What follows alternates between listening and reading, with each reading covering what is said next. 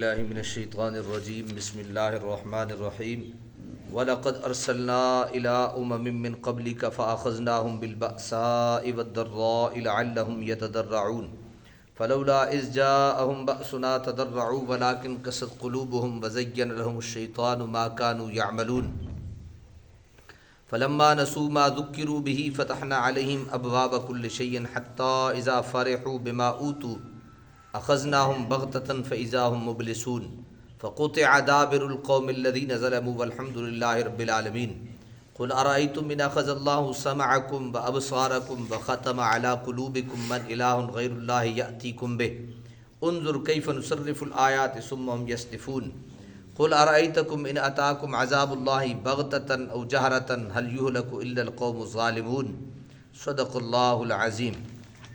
آیت نمبر 41 سے لے کر آیت نمبر 47 تک انشاءاللہ سورہ الانعام پارہ 7 ہم سماعت کریں گے۔ وَلَقَدْ أَرْسَلْنَا اور بے شک بھیجے ہم نے رسول إِلَىٰ أُمَمٍ امتوں کی طرف من قبل کا آپ سے پہلے، بے شک آپ سے پہلے بھی ہم نے امتوں کی طرف کیا بھیجے؟ رسول بھیجے۔ فَأَخَذْنَاهُمْ بِالْبَأْسَاءِ وَالضَّرَّاءِ جب انہوں نے سرکشی کی تو فَأَخَذْنَاهُمْ ہم نے انہیں پکڑ لیا بِالْبَأْسَاءِ سختی کے ساتھ وَالضَّرَّاءِ اور تکلیف کے ساتھ۔ پھر ہم نے دو طرح سے انہیں ان کی پکڑ کی، ان کی گرفت کی، سختی کے ساتھ اور تکلیف کے ساتھ۔ یہ سختی اور تکلیف دینے کی وجہ کیا تھی؟ لَعَلَّهُمْ يَتَضَرَّعُونَ تاکہ وہ گڑ گڑائیں، تاکہ وہ کیا کریں؟ گڑ گڑائیں۔ کسی کو اذیت تکلیف دی جاتی ہے تو اس کی منشا کوئی انا نہیں ہوتی، اپنے حوض کی کوئی آگ ٹھنڈی کرنا مقصود نہیں ہوتا، بلکہ یہ ہوتا ہے کہ تاکہ وہ راہ راست پہ آ جائے۔ فلولا اذ جاءہم بأسنا، یہ جو قرآنی سزائیں ہیں جن پہ مختلف قسم کے اعتراضات وارد ہوتے ہیں، ان اعتراضات کا ایک جواب یہ بھی ہے کہ یہ سزائیں کوئی کسی ذاتی منفعت کے لیے نہیں، بلکہ تاکہ ان کو سزا دی جائے اور وہ اس گناہ سے کیا ہوں؟ باز آ جائیں۔ فلولا اذ جاءہم بأسنا تضرعوا ولکن قست قلوبہم، تو کیوں ایسا نہ ہوا کہ جب آیا ان پر ہمارا عذاب تو وہ توبہ کرتے اور گڑ گڑاتے، ولکن قست قلوبہم لیکن سخت ہو گئے ان کے دل، اس کے باوجود ان کے دل کیا ہو گئے؟ سخت ہو گئے۔ وَزَيَّنَ لَهُمُ الشَّيْطَانُ مَا كَانُوا يَعْمَلُونَ اور آراستہ کر دیا ان کے لیے شیطان نے جو وہ کیا کرتے تھے۔ فَلَمَّا نَسُوا مَا ذُكِّرُوا بِهِ پھر جب انہوں نے بھلا دیں وہ نصیحتیں جو انہیں کی گئیں، فَتَحْنَا عَلَيْهِمْ أَبْوَابَ كُلِّ شَيْءٍ تو کھول دیا ہم نے ان پر دروازے ہر چیز کے۔ یہ میں عرض کرتا ہوں بڑا مزہ آئے گا آپ کو۔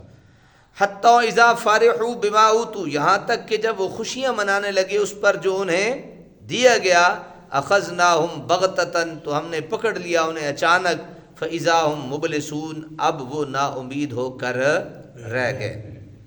ان تین آیات میں قوموں کی تربیت اور ان کو گمراہی کی دلدل سے نکال کر صراط مستقیم پر لا کھڑا کرنے کے مختلف طریقوں کی طرف اشارہ فرمایا گیا، اور ساتھ ہی یہ بتایا گیا کہ قوم کس طرح قبول حق کے لیے آمادہ نہ ہو اور اس کا کیا انجام ہوتا ہے۔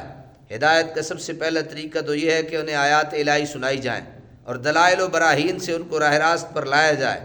سلیم التبع لوگوں کے لیے اتنا ہی کافی ہوتا ہے، اور جو لوگ اس سے ہدایت پذیر نہیں ہوتے انہیں مصائب اور تکالیف سے دوچار کر دیا جاتا ہے تاکہ اس طرح ان کے دل نرم ہو جائیں اور نافرمانی اور سرکشی سے تائب ہو جائیں، اور اگر اس طرح بھی وہ باز نہ آئیں تو ان کے لیے رزق کے دروازے کھول دیے جاتے ہیں، ہر چیز کی فراوانی ہو جاتی ہے، اور وہ اس غلط فہمی میں مبتلا ہو جاتے ہیں کہ عیش و عشرت کا یہ دور کبھی ختم نہ ہوگا، بجائے اس کے کہ وہ اپنے مالک حقیقی کے شکر گزار بندے بن جائیں جس نے ان کی تنگی کو فراخی سے بدل دیا اور ان بے آب و گیا ریگ زاروں کو سبز زاروں میں تبدیل کر دیا۔ وہ الٹا اکڑنے لگتے ہیں اور اس ناپائیدار سرور و نشاط میں وہ سب کچھ بھول جاتے ہیں، جس کا نتیجہ یہ ہوتا ہے کہ غضب خداوندی کی بجلی گرتی ہے جو انہیں اور ان کے سارے متاع حیات کو دم بھر میں جلا کر راکھ کا ڈھیر بنا دیتی ہے۔ سمجھ آ گئی آپ کو؟ کتنے طریقے ہیں انسان کو راہ راست پہ لانے کے؟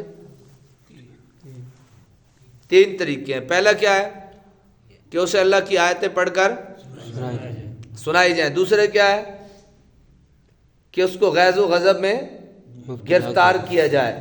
تیسرا کیا ہے پھر بھی بات نہ آئے تو رزق کے دروازے کھول دیے جائیں. اب اس کے گھر میں اتنا رزق دے دیا جائے کہ وہ ہمیں بھول ہی جائے.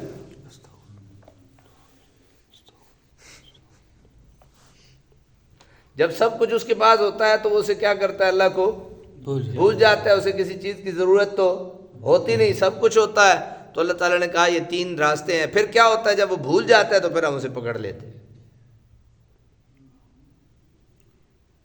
اخذناہم بغتۃ, پھر اسے ہم کیا کرتے ہیں فوراً سے پکڑ لیتے ہیں. فاذا ہم مبلسون, اب وہ نا امید ہو کر رہ گیا ہے. ٹھیک ہے.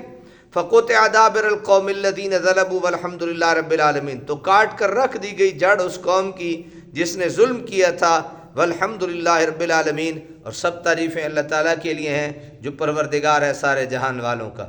قل ارأیتم من اخذ اللہ سمعکم وابصارکم وختم علی قلوبکم, آپ فرمائیے بھلا یہ تو بتاؤ کہ اگر لے لے اللہ تعالیٰ تمہارے کان اور تمہاری آنکھیں اور مہر لگا دے تمہارے دلوں پر, تو کوئی خدا ہے اللہ کے سوا جو لا دے تمہیں یہ چیزیں؟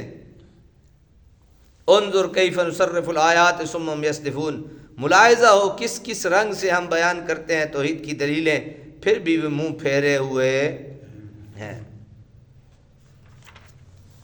قل ارأیتکم ان اتاکم عذاب اللہ بغتۃ او جہرۃ هل یہلک الا القوم الظالمون, آپ فرمائیے یہ تو بتاؤ اگر آ جائے تم پر اللہ کا عذاب اچانک یہ کھلم کھلا تو کون ہلاک کیا جائے گا بغیر ظالم لوگوں کے. ظالم قومیں جن کی چیرہ دستیوں سے اللہ تعالیٰ کی مخلوق تنگ آ چکی ہوتی ہے, جب تباہ و برباد کر دی جاتی ہیں تو ہر طرف اطمینان اور آرام کا سانس لیا جاتا ہے. اور واقعی علماء اس قابل ہے کہ مظلوم اور ستم رسیدہ لوگ اپنے رب کریم کے حمد و ثناء کے گیت گائیں, جس نے ان کی بے کسی اور بے بسی پر ترس کھا کر ان کو جابر ظالموں کی قید غلامی سے نجات بخشی. اللہ تعالیٰ مشرکوں کے عقیدہ کی بے سر و پائی کا ایک اور طریقہ سے واضح فرما رہے ہیں.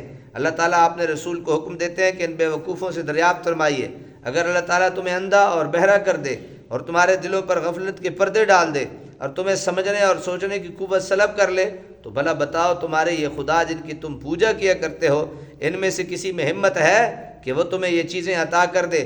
اگر نہیں اور ہرگز نہیں, تو پھر معبود حقیقی کو چھوڑ کر ان باطل اور عاجز چیزوں کی عبادت کرنا کہاں کی عقل مندی ہے. کتنی واضح اور مضبوط دلیل ہے جس سے ہر ادنا و اعلیٰ حامی اور عارف یکساں طور پر ہدایت کی روشنی حاصل کر سکتا ہے. قرآن کا اسلوب استدلال اکتا دینے والا نہیں, بلکہ اس میں وہ رنگینی اور تنوع ہے کہ طبیعت ہر بار ایک نیا لطف محسوس کرتی ہے, ایک نئی لذت سے سرشار ہوتی ہے. کبھی عقلی دلائل پیش کیے جاتے ہیں, کبھی تاریخی شواہد مذکور ہوتے ہیں, کبھی اپنی رحمت کا مجدہ سنایا جاتا ہے, اور کبھی اپنی ناراضگی اور غضب کے انجام سے ڈرایا جاتا ہے. یصدفون ہے نا, صدف کا معنی ہے اعراض کرنا, منہ پھیر لینا, منہ پھیر لینا, یہ صدف کا معنی ہے. سما یہاں بھی استبداد کے لیے ہے, یعنی چاہیے تو یہ تھا کہ اس طرح کے روشن دلائل سے متاثر ہو کر وہ دین حق قبول کرتے, مگر یہ تو الٹا اس سے منہ پھیر رہے ہیں اور روگردانی کر رہے ہیں. کیا الٹی سمجھ کے ہیں یہ لوگ. اللہ عمل کی توفیق عطا کرے. یہ 2 کلپ بناؤ ذرا.